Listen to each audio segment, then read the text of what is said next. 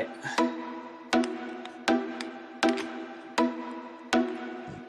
Yeah, I'm still upside down. It's all right. Okay, it's all right. Let's start.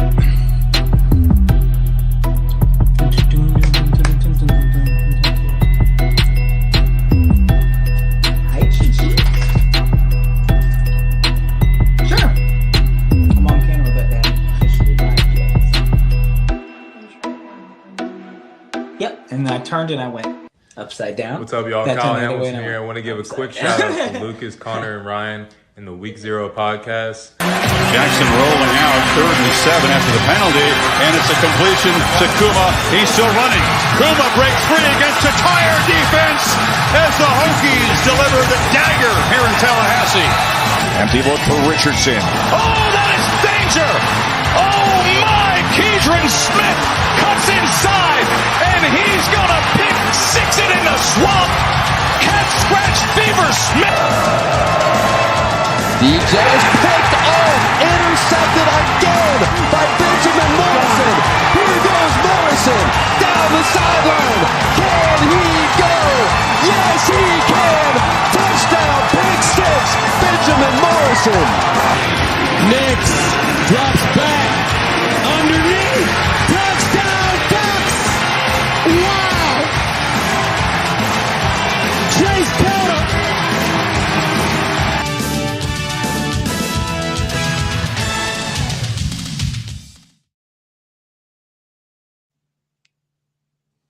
Welcome back, everyone, to another episode of The Gold Standard. I am your host, Ryan Ferville, with my co-host, Sean, whose screen is blacked out for some reason right now. Boom. There we go. So anyway, Sean, another great week in Notre Dame football, 2-0, heading into a matchup with the Wolfpack of NC State. Anyway, Sean, how have you been, man? Good, man. Sorry, I had to retweet and send to our group chat in the Twitter. You know what I'm talking about. But yeah, I'm doing great. It was a great victory, which I'm excited to talk about when we get there. And we got a great week of football coming up. NFL is starting. Broncos are gonna lose, and we're gonna watch some great college football this weekend. Hopefully, better than this past weekend. So, how about you? How you doing? Yeah, man, obviously it was a stress-free weekend as a Notre Dame fan. Didn't have too much to worry about. So yeah, we basically just got to spend the weekend watching other teams play. For the It was most the part. worst weekend though for college football. You really think so? I'm gonna be honest. This was it's okay. I said that, and then Clemson happened, but this was probably the worst week one I've seen in years. The matchup sucked. There were no upsets except for Clemson. TCU, but Colorado. Yes, it was a big upset, but a lot of people picked Colorado, right? So, well, I guess Baylor lost to Texas. Baylor State by a couple unranked, though. scores. Yeah. I wanted to see some big, like Washington lose to Boise State, stuff like that. That's what I was hoping for and thought would happen. But then Clemson lost to Duke, which was great to see, which we'll talk about too because it impacts our schedule. But this week, I think is where it's going to happen. Texas Tech and Oregon. I think Texas Tech could win that game. After they dropped to Wyoming. You said what? Even after Texas Tech dropped that game to Wyoming? I do. I know. And it's funny. I laughed about it because everyone said, oh, Texas Tech is going to run the Big 12 and make the playoffs. And they lost to Wyoming. It looked good that first half, man. I don't know what happened. I think they could bounce back against Oregon. They're a talented team. That's an upset game. There's some other – I think Texas beats Alabama this week. So it's going to be a fun week of college football. So real quick, let's talk about Tennessee State because that's what we're here for today. Not too much recruiting news, updates on that yet. So it's been kind of quiet in the world of Notre Dame recruiting. So, I think we're expecting Gerby Lambert to commit tomorrow because he's supposed to commit before his senior season starts, and his first game is tomorrow night. So I'm assuming it's going to be tomorrow. Well, he If not better. That'd later be great. tonight. But overall, I mean, you got Tennessee State to talk about. So Sean, I'll pull up the film. What did you think about the Irish's performance against Tennessee State, an FCS opponent? At first, I was a little frustrated. They were able to move the ball a bit, which was expected. We just came off playing an option offense. But Sam Hartman continues to score on the first drive of the game. Nice to see Jeremiah Love with a first career touchdown run. Big juke there. It was great to see, especially after seeing Dylan Edwards get 4 touchdowns. I think we all needed to see him get a touchdown after that. But defense, I'd say after the fumble, when they kicked the field goal and we fumbled on the kickoff, I was like, no. Like, I knew we weren't losing, but I was like, come on. Like, come on. That was really targeting, though, and it's ridiculous that they called targeting on Carter when they didn't Oh, call the it knee. targeting on the hit on Ford. But I was very impressed. They finished the game. They did exactly what I wanted to do. They looked dominant on special teams, block and kick. They looked good on defense. And I wanted to see in the second half backups. And Jelly came right in the third quarter. He looked impressive. He broke out of a tackle, dumped it to the running back for a touchdown. I still don't know how I feel about Angeli. It made me more confident in him, but is he the future? I mean, we'll continue to find out. But seeing all these freshmen play in the fourth quarter and some of the underclassmen like Joshua Burnham, seeing Oz or Sneed, and then seeing drawing a blank, Brendan Vernon play, looking all good. It was great to see. What did you like what you saw? Sure. Yeah, I liked everything I saw with the exception of the first quarter. Yeah. I don't know why, but that first quarter, and obviously besides the first offensive drive and the blocked kick, it kind of gave me Marshall vibes. Like just in terms of like, and even Marcus Freeman admitted in his post game that the team came out and just looked like this is Tennessee State. We don't have to try. And I think it was good for them to have that, opening kickoff, or not opening kickoff, but the kickoff fumble, because it seemed like it snapped the defense into like, okay, well, yeah, like we can't mess around. Yeah. Like I think it woke them up a little bit, but it concerns me a little bit because you did have what happened against Marshall and Stanford last year, and you come back this year against another inferior opponent and you sleepwalk again I over will say 3 Hartman defensive seemed quarters. to be the only one not. I mean, Yeah. that scared me, that play, by the way. I was like, please don't get hurt. Please don't get hurt, baby. Oh, Please, could you please, please. imagine if he would have got hurt on that play? I was so nervous. But Hartman, I mean, I don't see it being. He just seems like he can control the game with the snap of his hand or fingers. Mhm. But I know exactly what you mean. Like the first quarter was sloppy, offensively and defensively. And I was wrong throughout the whole game. I was like, first interception going to be a linebacker. First interception going to be a linebacker, like we talked about last week. And it was the safety, Ramon Henderson, which hopefully he can get a start over DJ Brown. But Dude, I don't know if you saw, but Ramona Henderson is PFF came out with their highest graded safeties through to, well, 1 week, but technically 2 weeks of college football. And he is number 4. On their list, he's the number 4 ranked safety in college football through, and there's 1 game, but 2 games for Notre Dame. He got graded out at 90.4. yeah, and I mean, we have a great safety I was really nervous about, but with Harper playing nickel, DJ Brown, Xavier Watts, I was very impressed. Very impressed with Tyree in the slot. That touchdown there. I mean, he's looking good. He's looking good in the slot. For sure. And I just, like I said, I think the game was, I like that we got to see Angeli.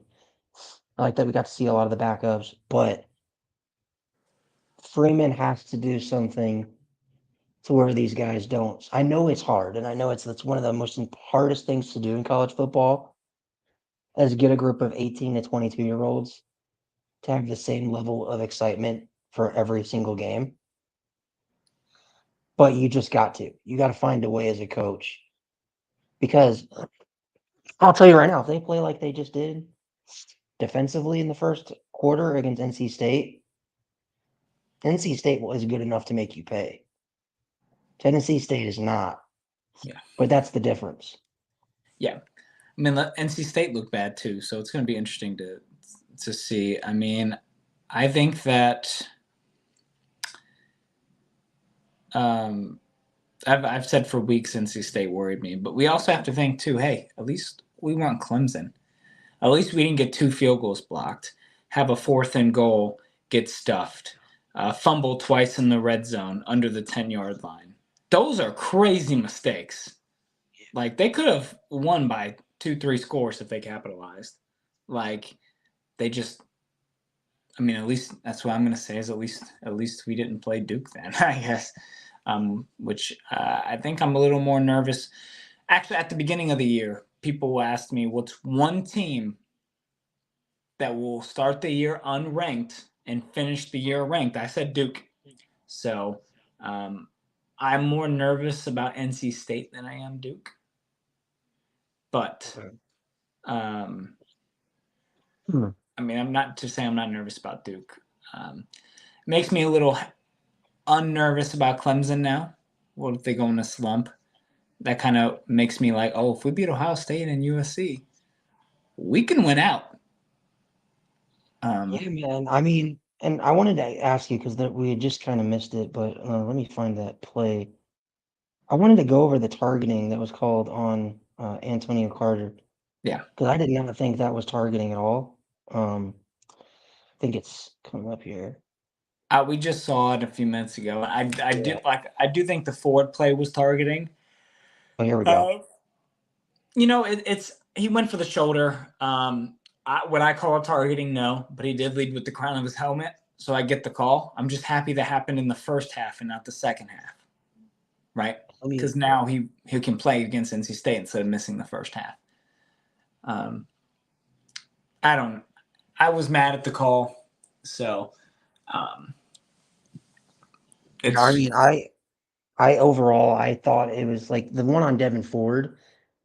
To me, it's like if that's not going to be targeting, then definitely the one that was on Antonio Carter is not targeting. Like if you look at it, like this is like slow-mo. He hits him with his shoulder. Like that's not the definition of targeting. Meanwhile, Devin Ford got absolutely walloped, and nobody says anything about that. And I didn't, like I said, it didn't overall change the outcome of the game, but I mean, it definitely. But I don't know. I don't know. I don't fully agree with the call.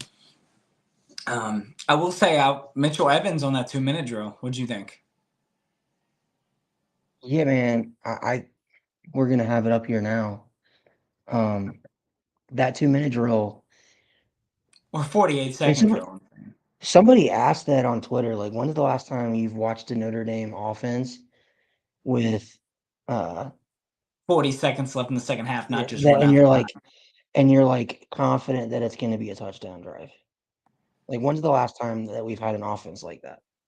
Oh, I mean, it's because we got Sam Hartman. Let me show you how good he is at calling plays for Steve Angeli. Ready? He said, what did he do? He said, right? That's what he did, Ryan? Yep. Yep. Oh, I loved it. I mean, it's insane. I was super proud of them, super excited to see how they played. Like I said, I don't know how I feel about Angeli yet. Is he just going to be another Drew Pine? Is he going to be another? But maybe Gino can train him differently than Reese trained the others. I mean, I will say, and I do want to bring this up, LSU, Florida State. I know we're talking about Notre Dame right now, but I think this is relevant for Notre Dame. For a while, like I was like, of course I think we could win a championship. This and that, we'll win. But even I was like, I mean, maybe it's just Notre Dame, right? When it came to the big games. After seeing Brian Kelly at LSU, I think it's Brian Kelly. All right. And his since starting at LSU last year and this first game against FSU, his last 5 games, let's say, 4 of them have been losses, 3 by 20-plus points, 1 by 15-plus points. He's been blown out. He hasn't prepared. The quarterback looks rattled. He's not prepared. The team doesn't look good. I mean, the defense was terrible. I mean, it looked like I was watching Notre Dame a bit, to be honest. So that changes things for me. Because, I mean, even the Fiesta Bowl with Freeman, when they blew that game, it was still a lot of Brian Kelly players. And we still do have some Kelly players, don't get me wrong, but now we're starting to get into the Freeman cream of the crop. And I don't know. I mean, I'm thinking, I mean, if we can make a New Year's Six Bowl, I don't think we're choking with this team. Oh, yeah. I mean, I think Angeli looks good personally. And that throw that we just showed a couple minutes ago of him stepping aside, looking like Patrick Mahomes for a second, that was like, you know what it kind of reminded me of? Like Ian Book. So a little extent, like the getting out of the pocket and hitting a guy. It's hilarious though, because after that game, I guess Steve Angeli now has a nickname with the team. They call him Check Down Steve because both of his passing touchdowns came on check downs. So they were calling him Check Down Steve during the game Saturday. Yeah. I mean, that's why I'm not sure if I like him yet, because I just feel like if he played, he wouldn't throw the deep ball like Hartman. He would just check it down all the time. Hey, man, he got a touchdown though. Yeah, the running back did all the work. I mean, he did good. I'm just saying, I just don't know if next year, if he starts against Texas A&M week 1, like. You think Kenny Minchie? I mean, we didn't see too much of Kenny Minchie. He's got 100% completion rate. I don't know what you're talking about. 100% career completion rate, 2 for 2, man.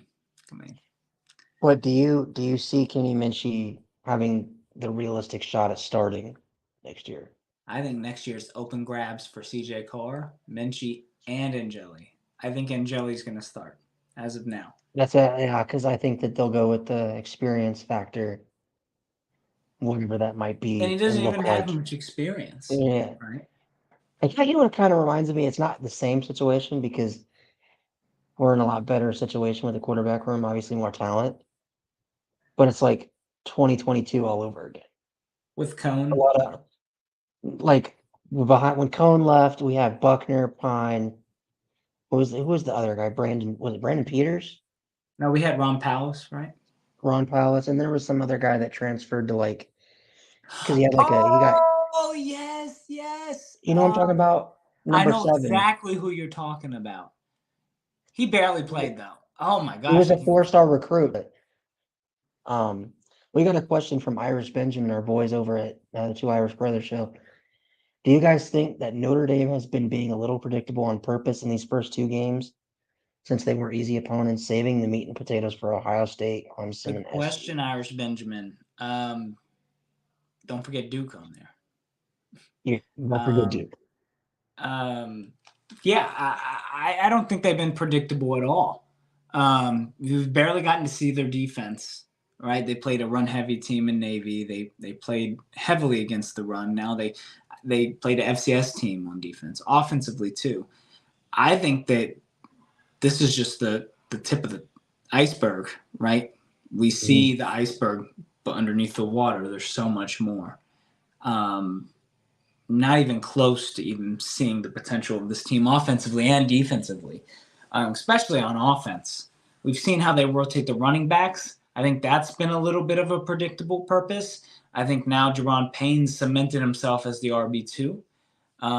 But offense, when it comes to play calling, I mean, we threw to the tight end on that 2-minute drill, but the whole game we didn't. Now what if we want to target the tight end, receivers, etc.?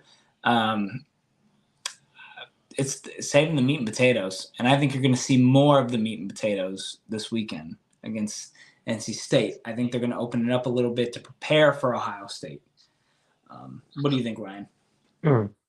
I kind of think this comment comes from, Ryan Day.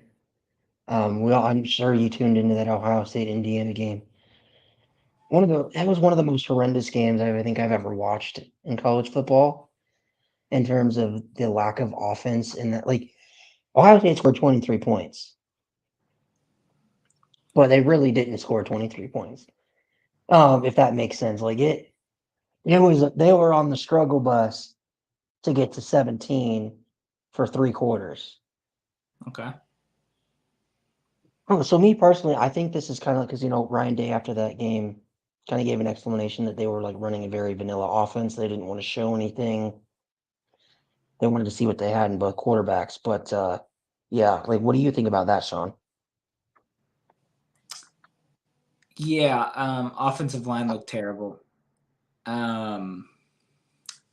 It's the quarterback play was his first start against a Big Ten school. I'm not going to hold him much against that, right? Yes, the quarterback play didn't look good. They looked decent on the ground. The offensive line didn't look good. Defensively, they looked decent. I can find defensively, but can they start Hartman? Green jerseys at Notre Dame. Can they stop? I mean, can our defensive lines better than Indiana's, right? Yeah, and Indiana also doesn't have much of an offense. So imagine a team with an offense, because they had field goals because they were getting good field position. And I mean, they got 3 weeks to prepare for us. Like, after this, it's Central Michigan for us, and they got 2 small schools to play. So they have like 2 really small schools to prepare for. Notre Dame. I am telling you, right, if they come out on offense like they did against Indiana, against Western Kentucky, I think, like, I know people will laugh at that, but I think that game is something to watch, because Western Kentucky had, if people don't remember, they returned the nation's leading touchdown pass leader and passing yards leader at quarterback in Austin Reed. Their offense was the number 1 offense in college football last year. We need Ohio State to win. We need them to win. We do. I mean, yes, it's all about going undefeated, but if we did lose, I mean, we need these big marquee games. As much as I was as happy as I was to see Clemson lose and have another ranked team on our schedule, we need Ohio State to win. I mean, having a top 10 matchup in South, which we didn't say. I mean, Notre Dame's ranked in top 10 now, for y'all who didn't know. Yeah. No number. Yep. Top 10 matchup in South Bend for USC and Ohio State's big. Because now when we go at Clemson, a lot of people think Clemson shouldn't be ranked. That's fucking ridiculous. I don't give a fuck who you are. Oh, Clemson shouldn't be ranked. They're still a top 25 team in the country. 25, I think anywhere from 20 to 25 is a good spot for them after losing to unranked Duke. LSU's in a good spot too for their ranking, but why would they go all the way from 9 to unranked after 1 game? Well, if they lose another game, they're done. They should be unranked. But like 1 game, it's like playing NCAA football 14. If I'm number 1 and I just lost to an unranked team, I'm falling to like 15, 18. Yeah, I'm not going to go all the way unranked, right? But, I think that Ohio State's going to have trouble with Notre Dame. USC's the big one that worries me. And I'm so glad to be going to that game. So I'll be there as well. So next up, we got our NC State preview. So this will be the battle of the transfer quarterbacks. Vernon Armstrong, obviously coming over from Virginia, reunites with his offensive coordinator, who he had his best statistical year with back in 2021. So Robert and I in that offense, they played UConn last week. So they've had a couple extra days. They played on a Thursday, so they've had a couple extra days to prepare for Notre Dame. Well, to say the least, they did not look that impressive against UConn. If I could pull up the stats here, UConn absolutely dominated in terms of the run game. Yeah. And if we're being honest, if NC State plays like this against Notre Dame, they will have a tough time on their hands. This does remind me a bit of North Carolina we played a year or 2 years ago. I was nervous about playing North Carolina, and it was at North Carolina and Drake May, and I thought it'd be a close game that we could even lose. And I mean, we won by 20 points, something like that. So, like I said this for the last few weeks, even before the season started. This game made me really nervous. Before Ohio State, at NC State, at NC State's known for upsets, Florida State, Clemson, etc. Brendan Armstrong reuniting with his offensive coordinator. I mean, that offense could just click. I mean, it's at home. This is going to be the first home game. People don't realize that. They were away against UConn. So maybe they got an energy underneath being home. Notre Dame's first away game. Are they nervous? Right. So, yeah, man, how did you take it? Because I was looking at the stats, and if you look in the right column, I watched this whole game. UConn averaged 6 yards per carry on the ground against North Carolina State. Yeah. They also had some big plays, like Rosa had a 70-yard touchdown.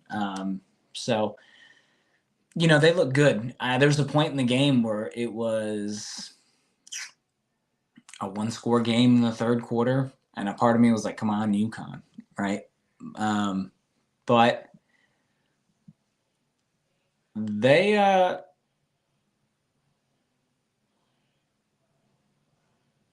yes. Thanks. Sorry it took me such a long time to read that.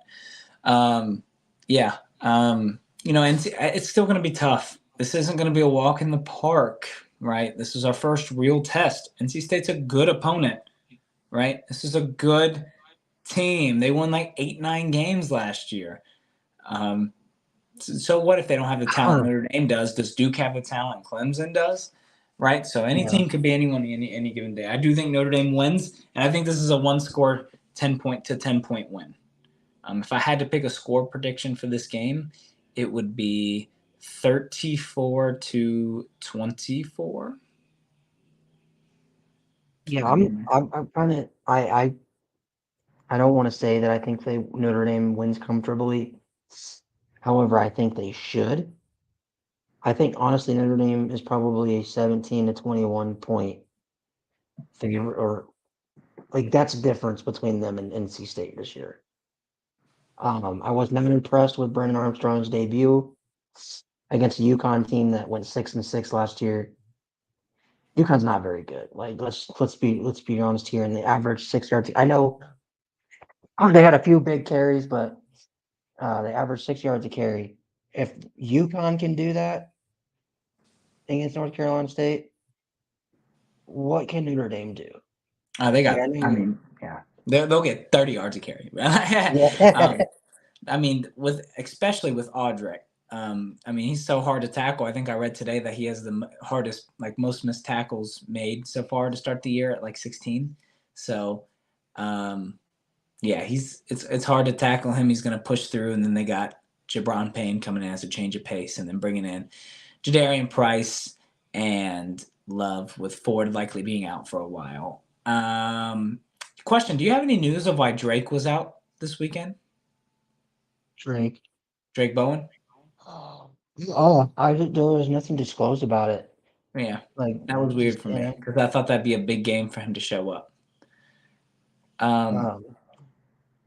Overall, I look at this game and it kind of scares me because Carter Finley is one of the toughest places to win in college football.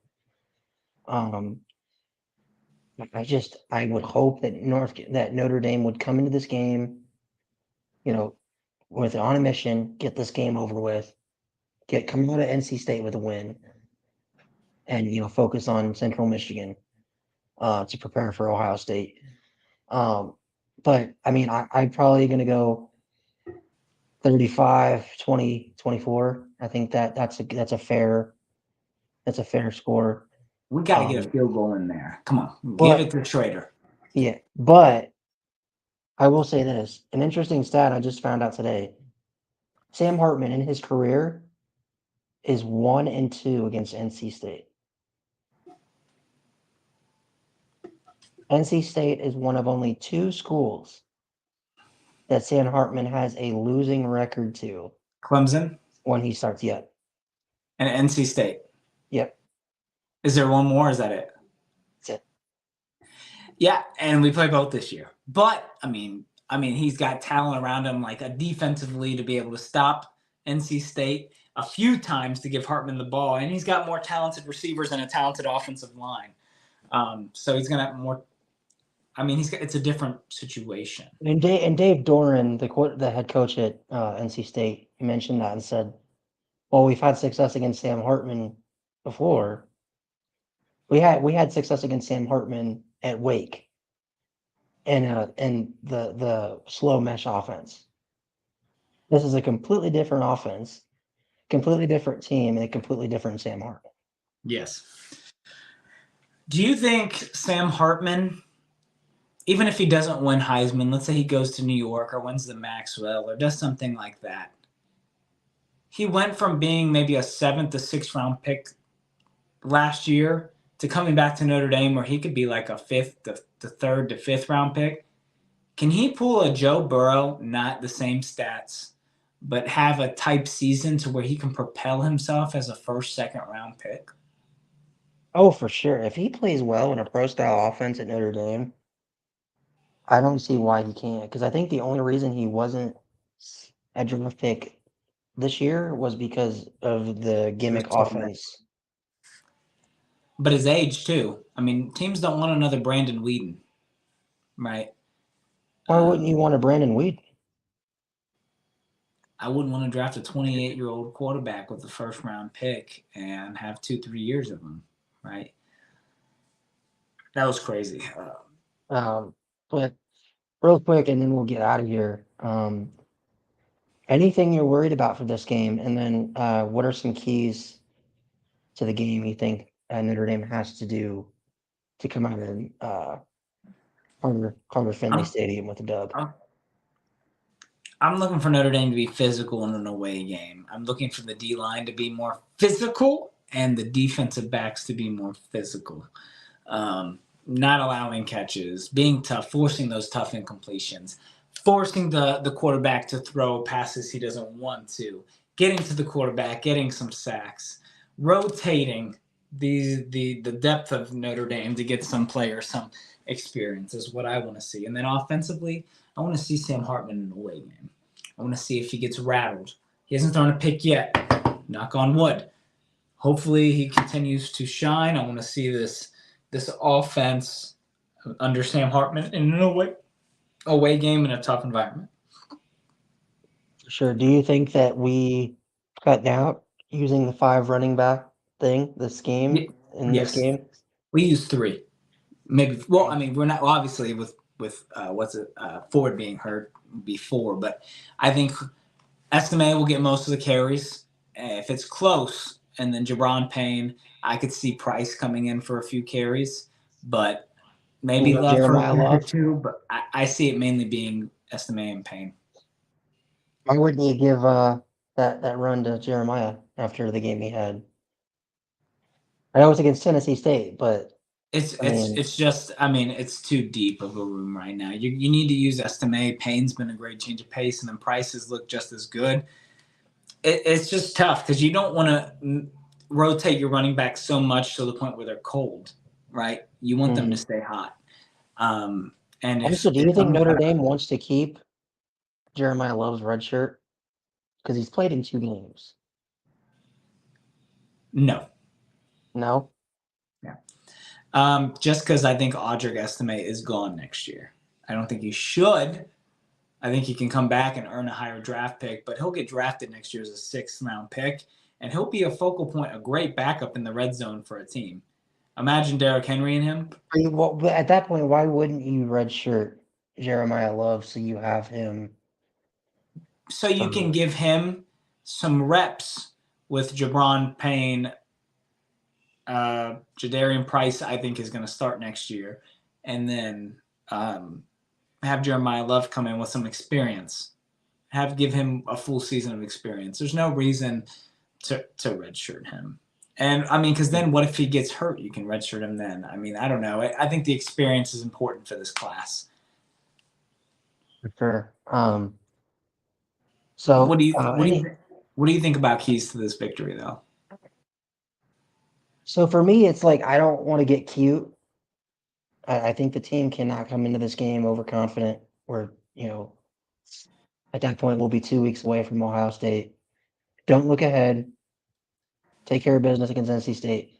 What worries me is that it's at NC State, but I think the thing that makes me feel a little bit better about it is it's not a night game at Carter Finley, which is different. Yes, it is. So I think that if I'm Notre Dame, I come into this game in the first couple drives, kind of like what you said, I'm pounding NC State with Audric Estime over and over and over, and then see if NC State can stop the run first. Just Audric Estime. Yeah, and then you put in Jabron Payne, and he goes. Yep. Yeah, and then you put in Estime and just pound and pound. It's like if I'm Notre Dame, if I can get the run game going early, and I know for a fact that I can get 6 yards of carry, 5 yards of carry, then that means I can control the pace of the game. I can take the momentum, because when you play on the road in a hostile environment like this, what is one of the biggest things you're taught? Suck the life out of that stadium early on. How do you do that? You either score early, or you absolutely demoralize them by running down their throat the entire drive. Like what do you think about? I mean, because I don't want to come out here and like have Sam throw like airing it out, tons of times on the first drive. I'd like to see a healthy dose of Audric Estime. Yeah. Yeah, I'd like to see Estime run for a first down, and him get a few carries, and then Hartman a short pass, and then another short pass, and then Estime run it, and then a nice deep ball for a touchdown or something. Because let's be honest here, like, I don't think teams still fully respect Notre Dame's passing ability. Like, my understanding is that NC State's probably going to come into this game playing man-to-man press and stack the box. Yeah. Because teams are going to do that until Notre Dame proves that they can. Like, it's one thing to do it against Navy. It's one thing to do it against Tennessee State. But I think we need to prove to North Carolina State that, hey, like, if you press, you play man-to-man, you're going to get cooked. And if they get cooked, they're going to start playing zone, and then Audric Estime is going to have more gaps to run through. And one thing I wanted to say about this game before we get out of here, I want to see more Tobias Merriweather. He has been so, like, he had, I think, one catch against Tennessee State. For a guy that was hyped up so much, it almost gives me Lorenzo Styles vibes.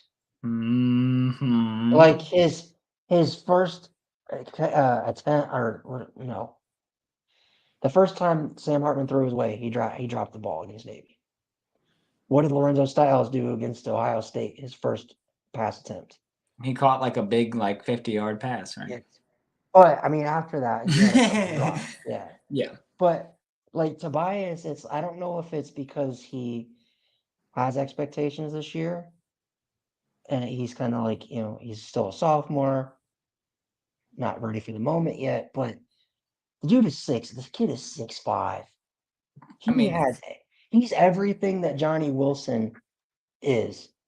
There's something going on where he just hasn't tapped into that yet. Yeah. Mentally, I think he's not prepared. You see his one catch last week, he bobbled it, right? So I want to see more Merriweather too. You think if he doesn't play well this game, he gets taken out of the starting lineup? No. You think I we would see consider Colsey? starting Colsey over him. Yeah. I mean, Colsey's Yeah. look good.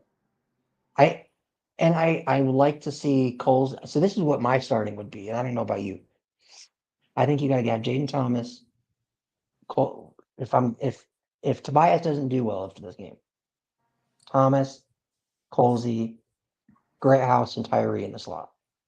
I like it, but That- you don't want to bench Merriweather and his confidence go way down. Him want to transfer, you lose a number. Like he's our one receiver from that class. But I also think Sam Hartman and the coaching staff have to find ways to get Tobias involved.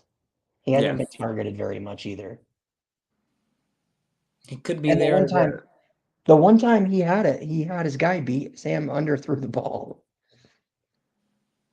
I think they just need to connect a little bit. And maybe we'll see a nice touchdown from Merriweather against NC State to make us all happy. Yeah, it just seems like Sam is not fully comfortable yet, like has that chemistry yet with him. Yeah. But hopefully he doesn't. I mean, if he struggles against NC State, we do got to consider starting Colsey over him, or even Greyhouse. Sure. But all right, Sean.